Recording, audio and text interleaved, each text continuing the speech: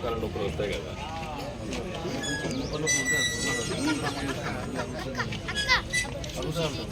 అరవై కాదు లోపలికి మనం ఎక్సర్సైజ్ చేస్తే అట్లా పుడితే కదా.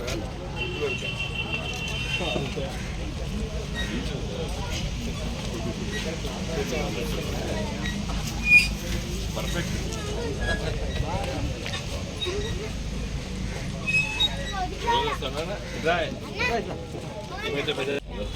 Doctor very good. ఆర్మీ వీళ్ళందరూ ఆర్మీలో రమ్మని వాళ్ళు తీసుకపోయాడు. అన్న అందరు కొంచెం కొంచెం కొంచెం కొంచెం జరగాలి. ఇక్కడ జిమ్మిస్టులతో కూడా ఫోటో దిగాలి. ఇక్కడ ఉన్నాం సార్ చేస్తారు.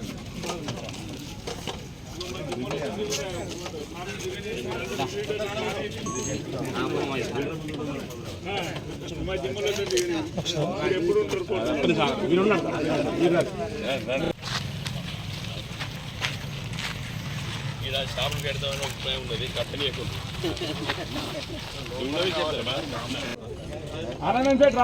చెప్తారు అమ్మాయి గారు. ఇప్పుడు మన మీ వయసు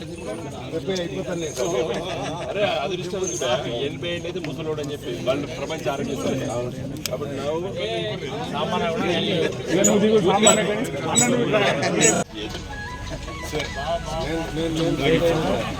ఆనంద్ సిటీ మధ్యన రోజు బాగా ప్రాక్టీస్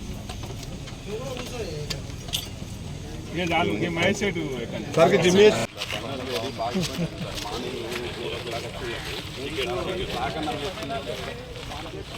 నేను ఒక పని చెప్తానమ్మా. ఇప్పుడు నాకున్న అవకాశం ఎంపీ గెలిస్తే నాకు ఎంపీ ల్యాడ్స్ ఉంటాయి. మీకు ఒక ట్రాక్ చేపిస్తా ప్రామిస్ చేసి ఓకే. ప్రజలు చెప్తాను ఎంపీ ల్యాడ్స్ నుంచి ఫస్ట్ ఆ ట్రాక్ చేపిస్తా. అది మంచిగా పక్కకు చేపించేస్తే హైట్ చేపించేస్తే అది ఫస్ట్ కింద ఇసుక పోయాలి. ఇసుక పోతే మరి సాఫ్ట్ మట్టి పోయాలి. మట్టి పోయాలి.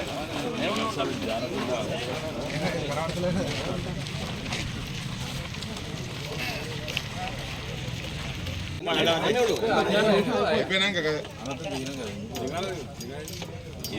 ఎమ్మెల్యే సభ నేను అధ్యక్షుడు ఉన్నప్పుడు ఇప్పుడు దేశవ్యాప్తంగా హెల్త్ కాన్షియస్నెస్ పెరిగింది. ప్రపంచ ఆరోగ్య సంస్థ పెద్ద అయిపోయిన వయసు ఇదివరకు 60 ఏళ్ళు వస్తే ఏం చేద్దరు మన వాళ్ళు షష్టి పూర్తి పెడుతురు, దండలు ఎదురు.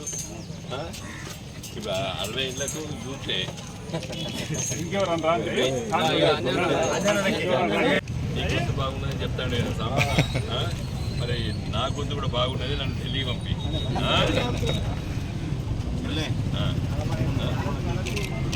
సర్కారు గురించి వెళ్ళాలా? కేసీఆర్ ఉన్నప్పుడు చెరువులో నీళ్ళు ఉన్నాయా లేవా? ఇప్పుడు ఉన్నాయా? లేవు.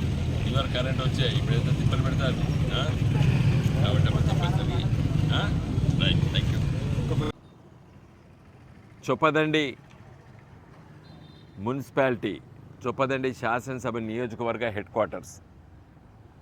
ఈ హెడ్ క్వార్టర్స్లో ఒక పల్లెటూరు వాతావరణం మాత్రమే ఉండే 2014లో తెలంగాణ రాష్ట్రం ఏర్పడ్డప్పుడు.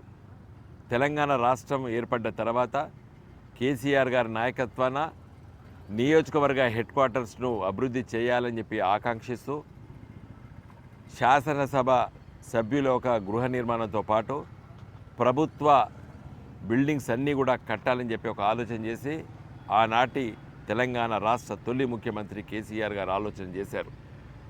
తదనంతరం చొప్పదండి మున్సిపాలిటీగా ఏర్పాటైన తర్వాత ఇది ఒక పట్టణంగా దీన్ని తీర్చిదిద్దాలని చెప్పి ఆకాంక్షిస్తూ మున్సిపాలిటీలో ఉన్నటువంటి కౌన్సిలర్సు, శాసనసభ్యులు, నేను మా ఉద్యమకారులందరి గారి ఆలోచనతోని గౌరవ ముఖ్యమంత్రి గారి దృష్టికి తీసుకొచ్చి 35 కోట్ల రూపాయలు శాంక్షన్ చేపించి ఈ పట్టణానికి మెయిన్ రోడ్ డివైడర్ ఏర్పాటు చేస్తూ సైడ్ డ్రైన్స్ ఏర్పాటు చేస్తూ ఈ నగరంలో ఉన్నటువంటి ఈ సైడ్ డ్రైన్స్ పక్కకి ఈ పోల్స్ అన్నీ కూడా మార్చి ఇలాంటి పెద్ద పోల్స్ రోడ్డు పక్కకేసి ఈ పక్కకున్నటువంటి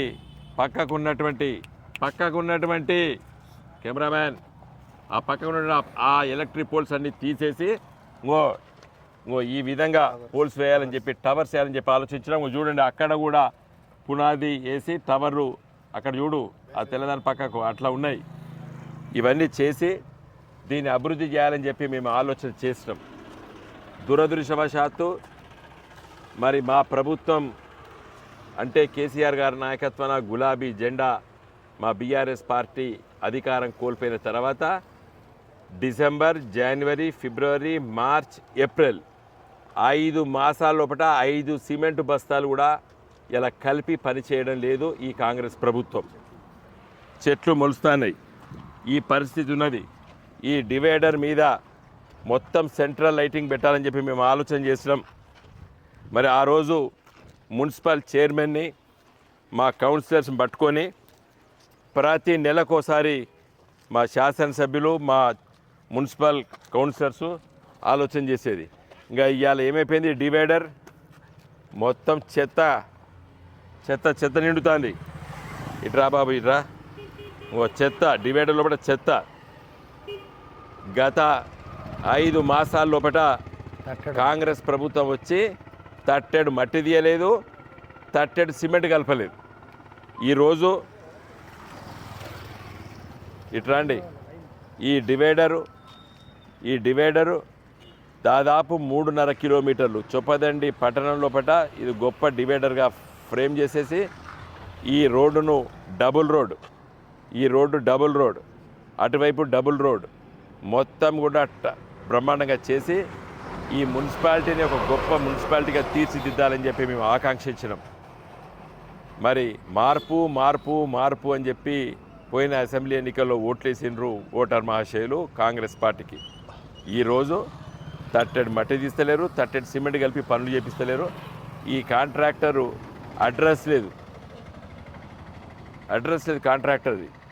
పనుల కోసం గెలిచినటువంటి శాసనసభ్యులు మా పార్టీ నుంచి వెళ్ళి ఫిరాయింపై ఇవాళ మున్సిపల్ చైర్మన్ దీనిపైన ఒక్కసారి కూడా రివ్యూ పెట్టలేదు, చర్చించలేదు, దీనిపైన ఏం పనులు అవుతాయని చెప్పి మాట్లాడలేదు. రాష్ట్ర ప్రభుత్వం దగ్గర తీసుకొచ్చి నిధులు చేసి పని చేయలేదు.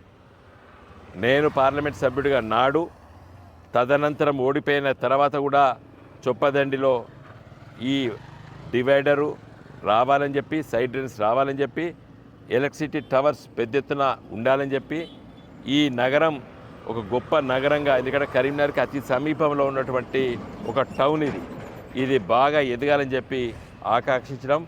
మా ఆశలన్నీ కూడా అడియాసలైనాయి ఈ కాంగ్రెస్ ప్రభుత్వంలో. నేను డిమాండ్ చేస్తున్నాను, స్థానిక శాసనసభ్యుల్ని